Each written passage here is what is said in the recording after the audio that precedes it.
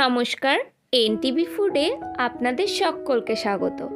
আজকের রেসিপি মালাই চিকেন। আর মালাই চিকেনটা আমি এখানে সার্ভ করেছি আজকে রুমালি রুটির সঙ্গে। আর এই মালাই চিকেনটা রুমালি রুটি, নান, পরাঠা, পোলাও, ফ্রাইড রাইস যে কোনো কিছুর সঙ্গেই সার্ভ করা যেতে পারে। চলুন আজকের রেসিপি দেখে নেওয়া যাক। প্রথমে কড়ায় সামান্য সাদা তেল গরম করে তাতে দিয়ে দিয়েছি বাটার।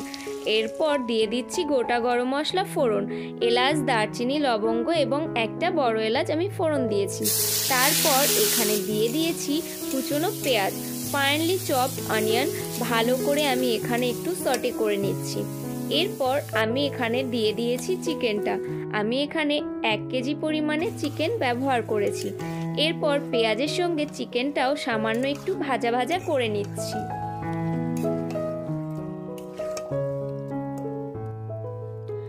এরপর এর মধ্যে আমি অ্যাড করে দিচ্ছি কাঁচা লঙ্কা, আদা, রসুন এবং গোলমরিচের পেস্ট।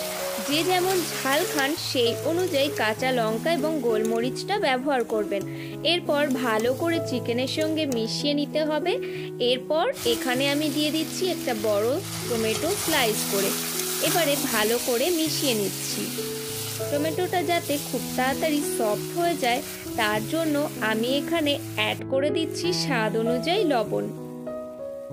এরপর ভালো করে সমস্ত কিছু মিশিয়ে নিতে হবে।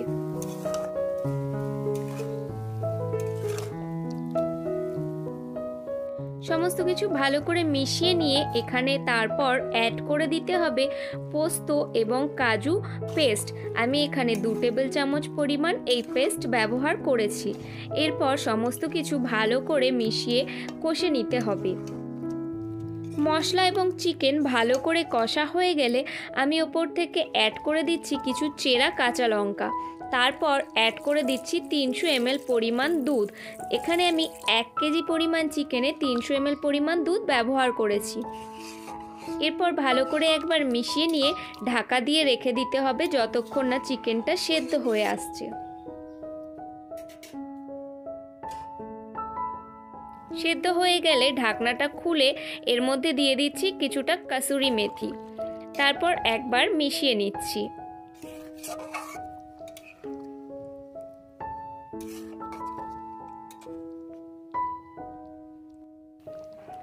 এরপর এখানে অ্যাড করে দিতে হবে 3 টেবিল চামচ পরিমাণ ফ্রেশ ক্রিম।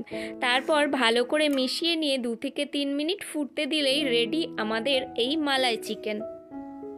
আজকের রেসিপিটা যত সহজ তৈরি করা ততটাই চটজলদি হয়ে যায় এবং খেতে ততটাই টেস্টি হয়। আপনারা বাড়িতে এভাবে একবার অবশ্যই ট্রাই করে দেখবেন মালাই চিকেন রেসিপিটি। আজকের রেসিপিটি আপনাদের কেমন লাগলো অবশ্যই আমাকে কমেন্ট করে জানাবেন। ভালো লাগলে একটা লাইক করবেন। আমার চ্যানেলটি সাবস্ক্রাইব করে বেল আইকনটি প্রেস করবেন পরবর্তী ভিডিও নোটিফিকেশন সবার আগে পাওয়ার জন্য। আজ তবে এই পর্যন্তই। দেখা হবে নতুন কোনো রেসিপি নিয়ে অন্য কোনো নতুন ভিডিওতে। ততদিন সবাই সুস্থ থাকবেন, নিজের খেয়াল রাখবেন আর রেগুলার নিত্য নতুন রান্না করে নতুন নতুন স্বাদের মজা নেবেন।